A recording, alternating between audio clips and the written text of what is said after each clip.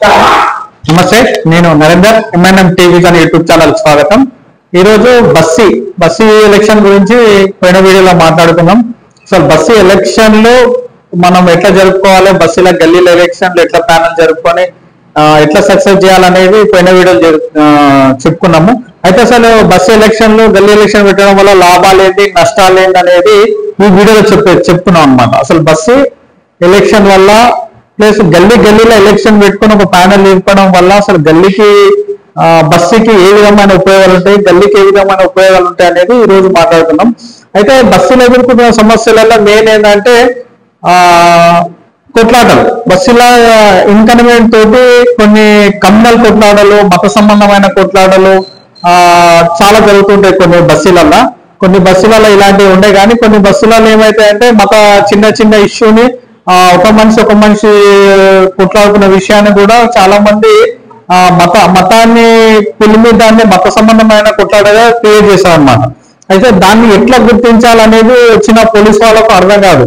Police వాళ్ళకి అర్థం కాక ఏం జరుగుతుంది అంటే ఆ రోజు జరిగినప్పుడు ఏం చేశారంటే పోలీసు వాళ్ళు వచ్చి టికెట్ చేయడం, బందోబస్తు చేయడం, 1 వీక్ అట్లా చూసి అది మొత్తం చల్లారిన తర్వాత వాళ్ళు యథావిధిగా వెళ్ళిపోతారు అనమాట. మళ్ళా తర్వాత ఇలాంటి సంఘటనలు మళ్ళీ ఒక 2-3 నెలల తర్వాత మళ్ళీ రిపీట్ అవుతుంటే సేమ్ పోలీసు వాళ్ళు అట్లనే జరుగుతుంటాయి. కానీ దీనికి మూలం అనేది ఎవరు గుర్తుపట్టలేకపోతుంటారు అనమాట. ఎందుకంటే ఎవరు కూడా ధైర్యంతో ముంగట వచ్చి ఈ విధంగా జరిగింది అని చెప్పి ధైర్యం చేయలేరు. ఎందుకంటే అంతా మందలే ఉంటారు కాబట్టి ఏమైనా చెప్తే ఏమైనా అవుతుందేమో ఏంటో ఉద్దేశంతో చాలా మంది కొన్ని ఇటువంటి గొడవలని చాలా మంది ముందుకు వచ్చి ధైర్యంతో చెప్పలేరు అనమాట. అసలు చెప్పలేని కారణం ఏంటంటే కొన్ని విషయాలలో ఏమైతే వాళ్ళ విరోధం జరగవచ్చు, వాళ్ళ దగ్గర వాళ్ళు ఉండొచ్చు, ఏదైనా ఉండొచ్చు. కానీ దానివల్ల ఏంటంటే బస్సు యొక్క ఇమేజ్ పోతుంది. ప్లస్ ఏంటంటే ఇంకా గొడవల కారణం వల్ల బస్సు యొక్క ఇమేజ్ చాలా పోయి ఇంకా బస్సు పేరు బయట కూడా చాలా డ్యామేజ్ చేస్తుంది. అయితే వీటికి మెయిన్ ఫుల్ స్టాప్ పెట్టచ్చు. ఈ యొక్క బస్సు ఎలక్షన్ గల్లీ ఎలక్షన్ వల్ల దీన్ని మెయిన్ గా ఫుల్ స్టాప్ పెట్టచ్చు. ఏ విధంగా అంటే దయచేసి ప్రతి ఒక్కరు వినాలి. ఎందుకంటే బస్సుల ఎలక్షన్ గల్లీల ఎలక్షన్, అసలు గల్లీల ఎలక్షన్ మనం జరుపుకొని 11 మంది ప్యానల్ ఏర్పడడం వల్ల మనకు అర్థమైపోతుంది గల్లీలో ఎవరు ప్రోగ్రామ్ చేస్తున్నారు, ఈ రోజు దాని ఇన్ఛార్జ్ ఎవరు మానిటరింగ్ చేస్తున్నారు, దానికి ఎవరైనా ఇన్వర్టర్ వస్తురా అనేది గల్లీలో ఉన్న ప్యానల్ అబ్జర్వ్ చేయగలుగుతుంది, గల్లీలో ఉన్న మనుషులు అబ్జర్వ్ చేయగలుగుతారు. దానివల్ల ఏమైందంటే చాలా మంది పండుగలప్పుడు ఏంటంటే పొగలకేం పాములు బుసగొట్టి ఖర్చు వెళ్ళిపోయినట్టు చాలా మంది పండుగల టైంలో, ర్యాలీల టైంలో అయినా పెద్ద ప్రోగ్రాంలు అయినప్పుడు ఏం చేస్తారంటే ఇలాంటి కొట్లాంటి పెట్టేసి పక్క జరిపోతారు అసలు వాళ్ళు. కానీ అమాయకులు బలైపోతుంటారు, ముందు వాళ్ళు అమాయకులు బలైపోతారు. అయితే ఇది ఏంటంటే దీన్ని ఎవరు ఐడెంటిఫై చేయలేరు అనమాట. అయితే మన గల్లీలో ఒక ప్యానల్ ఉండడం వల్ల ఇలాంటి ఈజీగా అర్థమైపోతుంది. ఎట్లయితే అంటే ఇప్పుడు పండుగల టైంలో, ర్యాలీల టైంలో లేదా గల్లీలో ప్రోగ్రామ్ అయినప్పుడు ఏమైతే అంటే చాలా మంది జామ్ అయిపోయి ప్రోగ్రాంలు జరుపుకుంటారు అనమాట. జరుపుకునే టైంలో ఏమైతే అంటే చిన్న ఇష్యూ ఉంటుంది, దాన్ని ఎవరైనా ఒకరు దాన్ని మోటివేట్ చేయడం వల్ల ఏమైతే అంటే అది పెద్దగా అయిపోతుంది. పెద్దగా అయినప్పుడు అది పెద్దగా బస్సు లెవెల్ కాకుండా, మండల లెవెల్ కాకుండా స్టేట్ లెవెల్లో, నేషనల్ లెవెల్లో కూడా జరిగిపోతుంది అనమాట.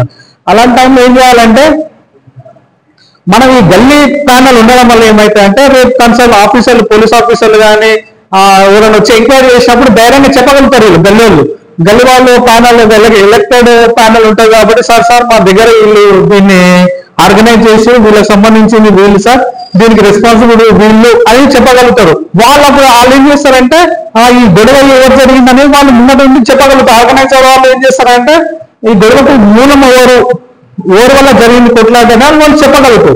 అంటే దీనికి ఒక సిస్టమ్ ఉంటుంది అన్నమాట. ఇప్పుడు గల్లీలో ఒక ప్యానల్ ఉందనుకోండి, ఒకరి మీద ఉండదు అనమాట. ఒకరు చెప్తే విరోధం అవుతుంది. ఇప్పుడు గల్లీ మొత్తం ఒక ప్యానల్, ఒక ఎలక్షన్ టీం ఉంది కాబట్టి వాళ్ళందరూ చెప్పిన దాన్ని ఎవరు పాయింట్అవుట్ చేయలేకపోయేసరికి వాళ్ళు ధైర్యంగా పోలీసు వారు కానీ ఎవరు కానీ సాక్ష్యం చెప్పే వారికి ఏమైతుందంటే అవతల భయపడతారు. అరే వీళ్ళందరూ కలుస్తారు కాబట్టి ఇలాంటివి చేయొద్దు, మనం జాగ్రత్త ఉండాలనేది ఇండికేషన్ పోతుంది అనమాట.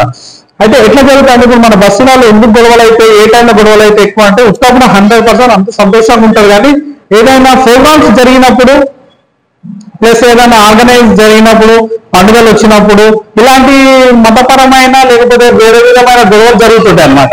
ఆ టైంలో మనం ఏం చేయాలంటే మన గల్లీ వాళ్ళు ఏం చేస్తారు, ఇప్పుడు ఇలాంటి ప్యానల్ ఉందనుకోండి, వాళ్ళు అబ్జర్వ్ చేస్తారు ఎవరు చేస్తారు, దీనికి ఎవరైనా దీనికి కావాలని చెడగొట్టే ప్రయత్నం చేస్తున్నారా, బయటకైనా ఎవరైనా వస్తున్నారా అనేది చూసారనమాట.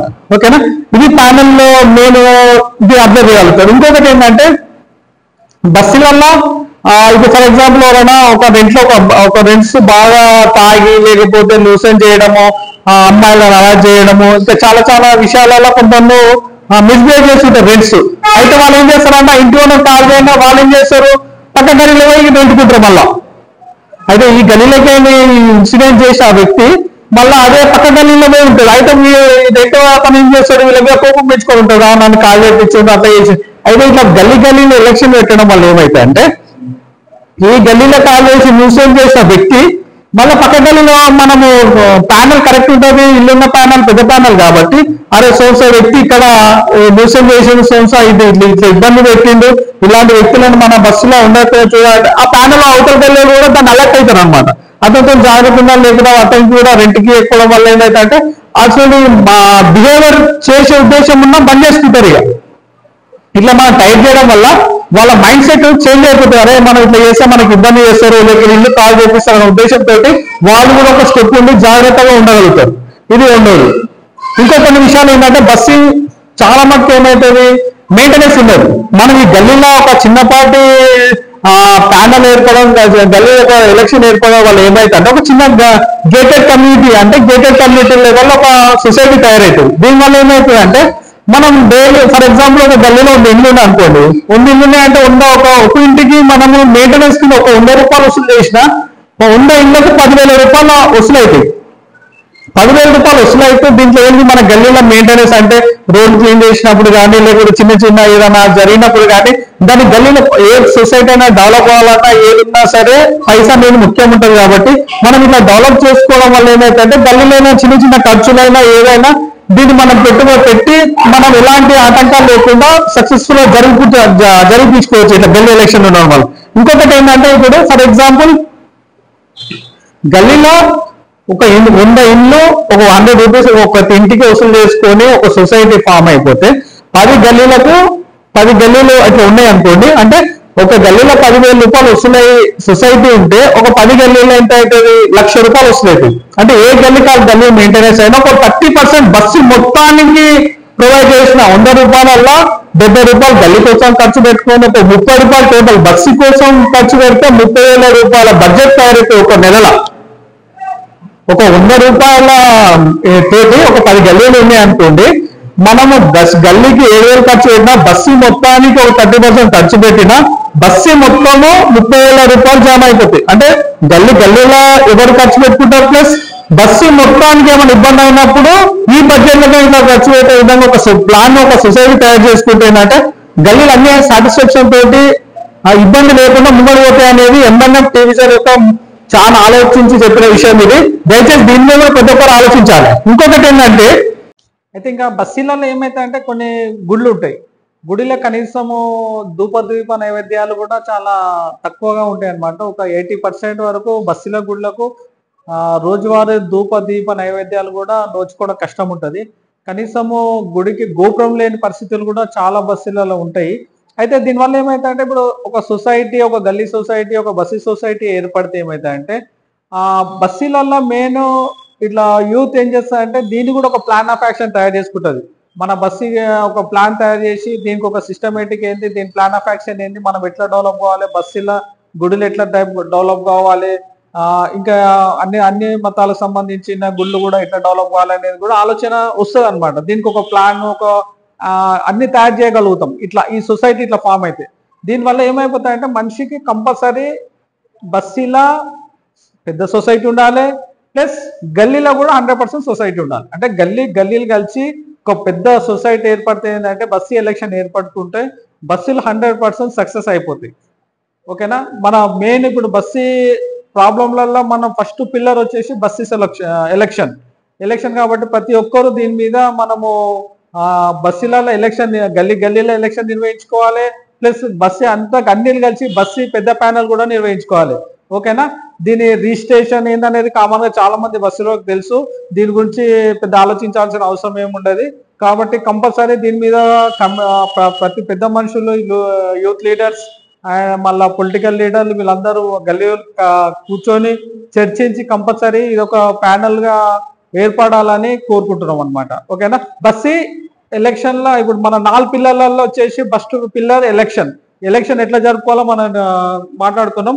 నెక్స్ట్ సెకండ్ పిల్లర్ వచ్చి బస్సీ సొసైటీ కాంప్లెక్స్ వల్ల ఏం లాభము ఏందనేది నెక్స్ట్ వీడియోలో తీసుకుందాం. ఓకేనా. నమస్తే.